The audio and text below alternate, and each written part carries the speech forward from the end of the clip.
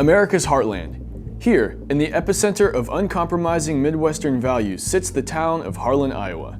Nestled amid lush farmland and livestock, where a scant 5,000 people call it home, you might be surprised to learn it's also the birthplace to one of the tech industry's most successful service providers.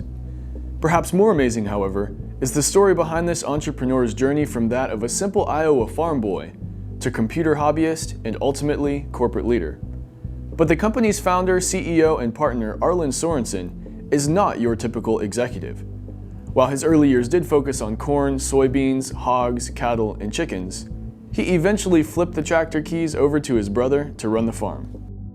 Computers became a hobby he picked up when he got his hands on an Apple II Plus in 1982. 3 years later, he began selling them himself to other farmers in the area, eventually developing a powerful GPS solution for agricultural operations. Meanwhile, Arlin set his sights on building the business in many other ways, yet without ever really leaving the farm. Today, Arlin Technology Solutions generates over $17 million in annual sales. It employs more than 80 people in 5 states and serves over 2,000 customers. In 2000, Arlin founded Heartland Tech Groups, a peer program with more than 200 members across North America, the United Kingdom, and Australia, enabling business owners to help each other develop both their companies and professional careers. A day in the life of Arlin Sorensen is never the same, changing like the man who is always on the go, whether it's on the farm, where Arlin Technology Solutions is still based, or on the road, which is where you'll find him many days of the year. Still, he never leaves behind the fundamental principles and philosophies that have made him, his family, and Arlin Technology Solutions successful. Getting to know Arlin has helped many people, both inside the IT profession and beyond, grow in ways that probably wouldn't have happened any other way. Let's now take you inside the heart and mind of Arlin Sorensen.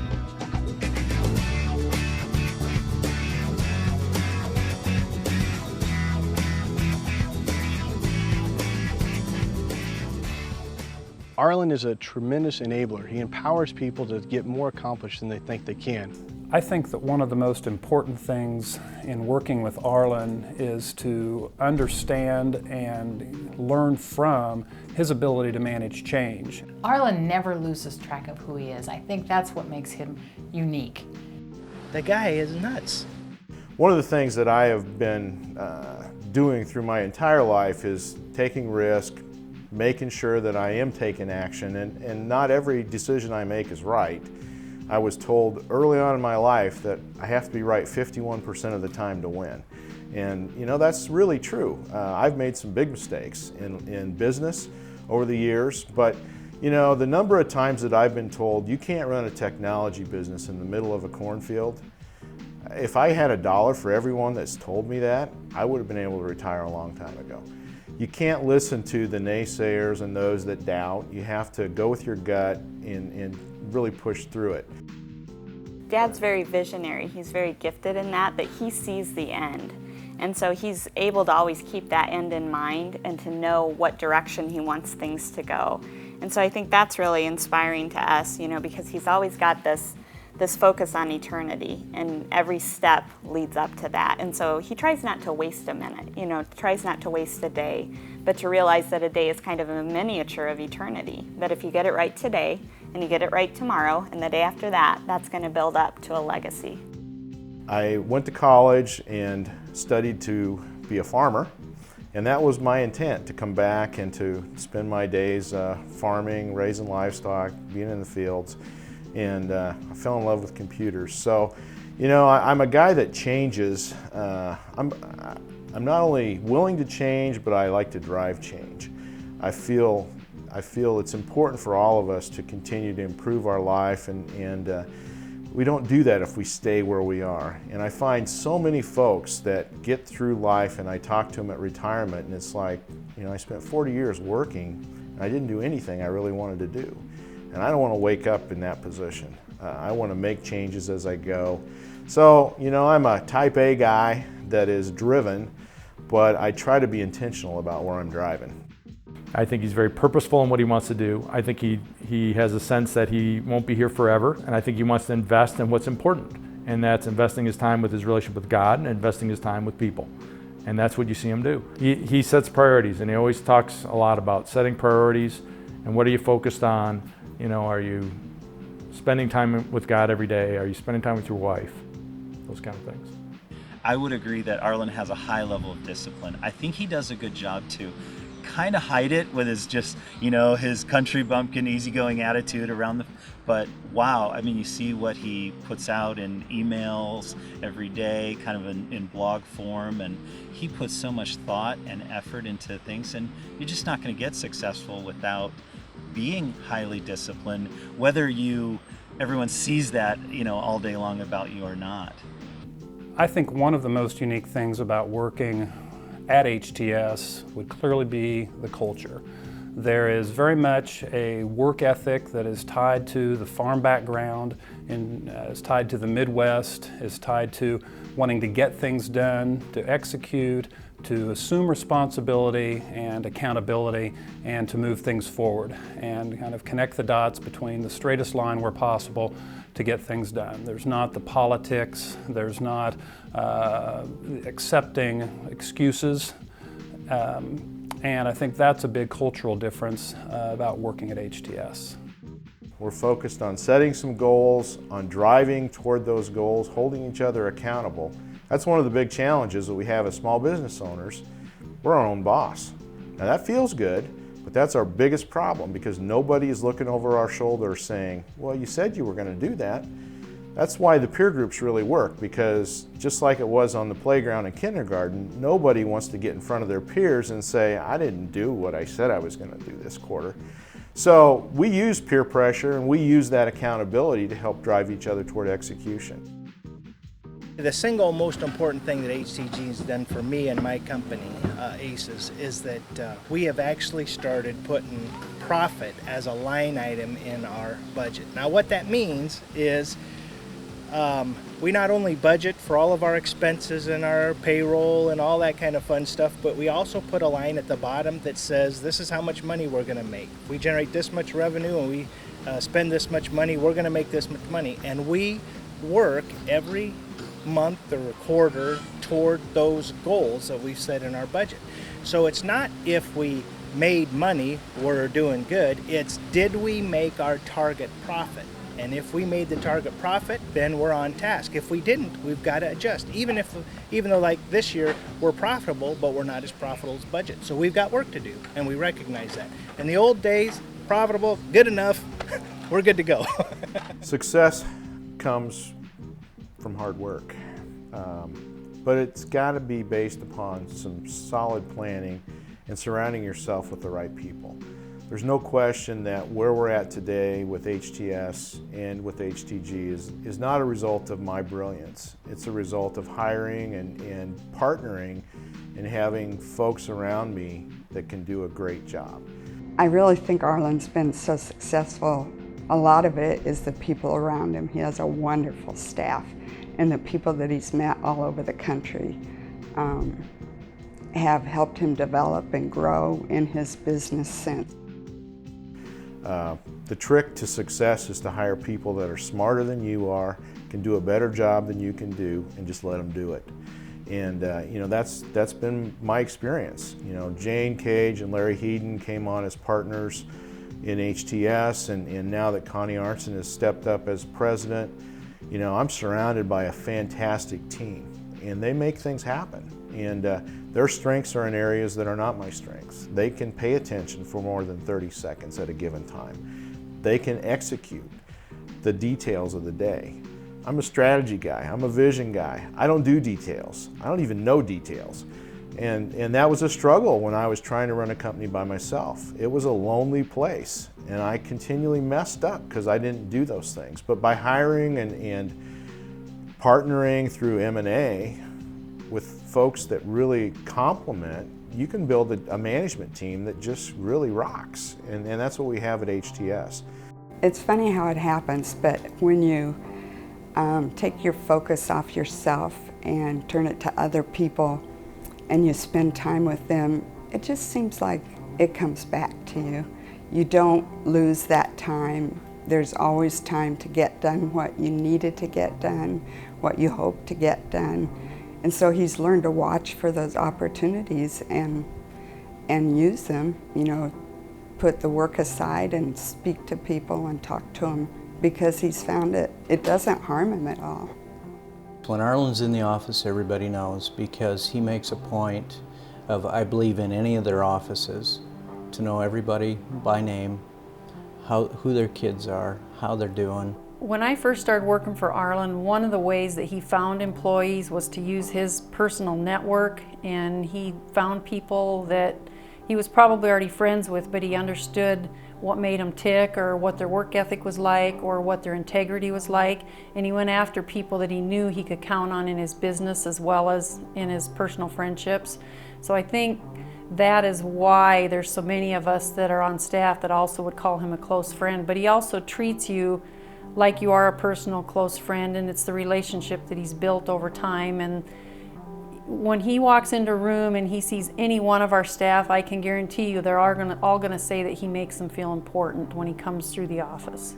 So it's all about the relationship, I think, that he's built with each one of us, and that, you know, he takes time to find out the personal things about us, and, you know, whether it's kids or family or church or whatever our things we do outside of work, he knows with most employees what those things are, and that says a lot about a person.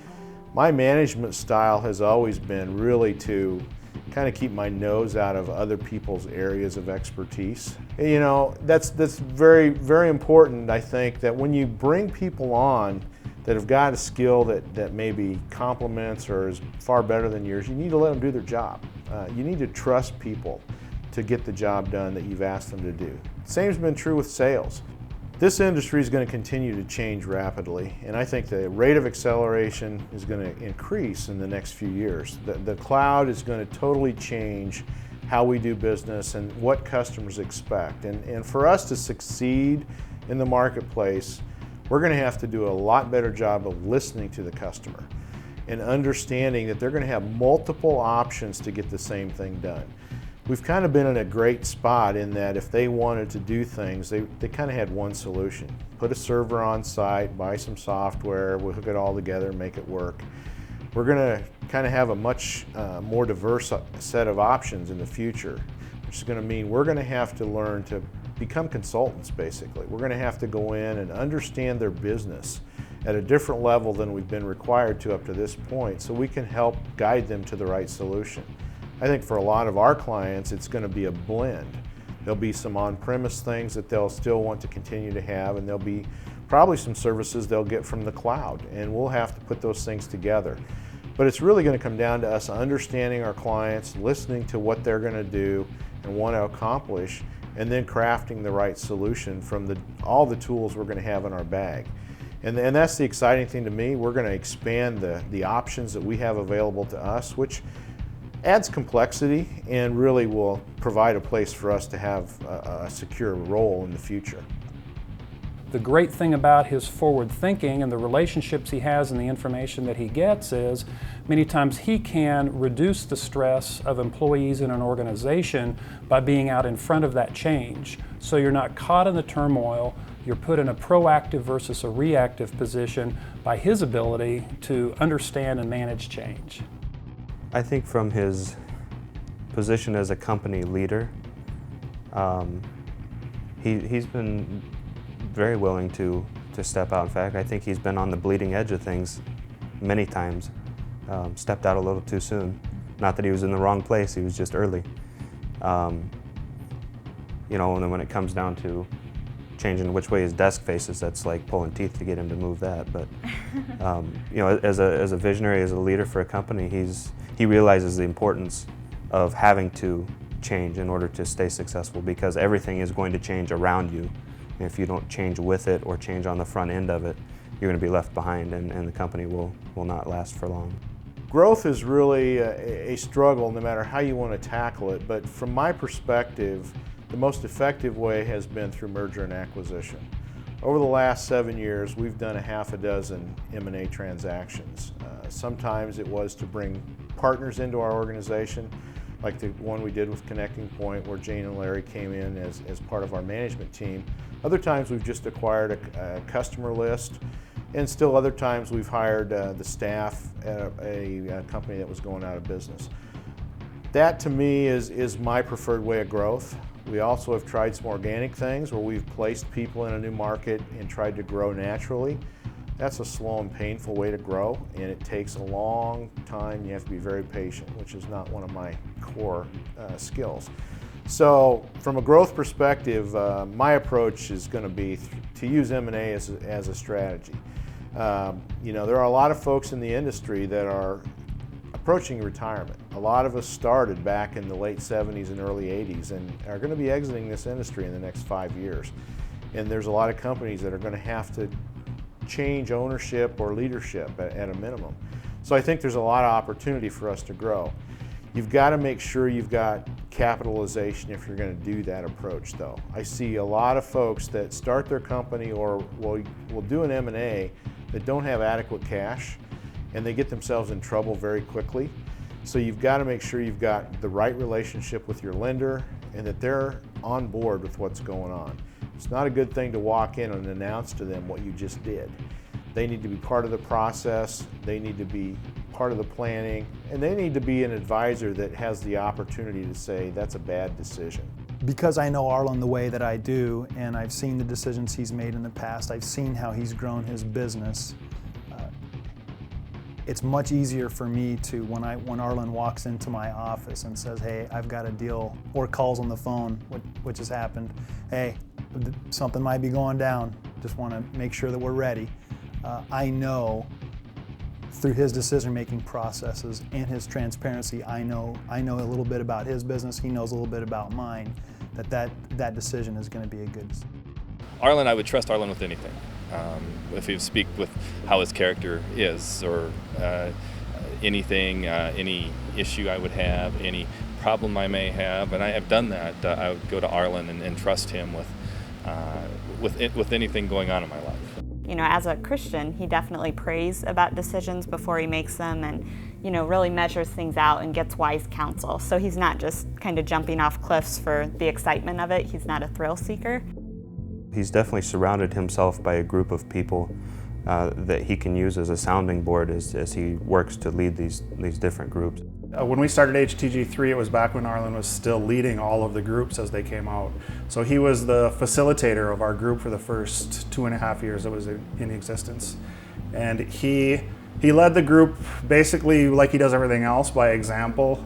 He came to the first meeting very much not afraid to share his failings in some of the areas that didn't work, and then also the areas that did work, so everybody that was in the group could learn right away that, you know what, all these walls need to come down and we're all not perfect. Let's just be open and share. And again, nothing says Arlin more than serving people, and he showed right away that he was willing to do anything that you needed to do to help you be more successful, and coming out of that, then everybody starts treating each other the same way. I would leave you with these thoughts. Quit worrying about what other people think about you, because they probably don't. And be real. Don't be afraid to be transparent with your team and with your customers. They already know you're not perfect. They know that there are things in your life that are out of control, because you're just like they are. And the more real you can be, the more open and honest you can be, the more transparent you can be, the more they'll trust you, the more that they'll want to do business with you, the more that your team will step up to help you succeed.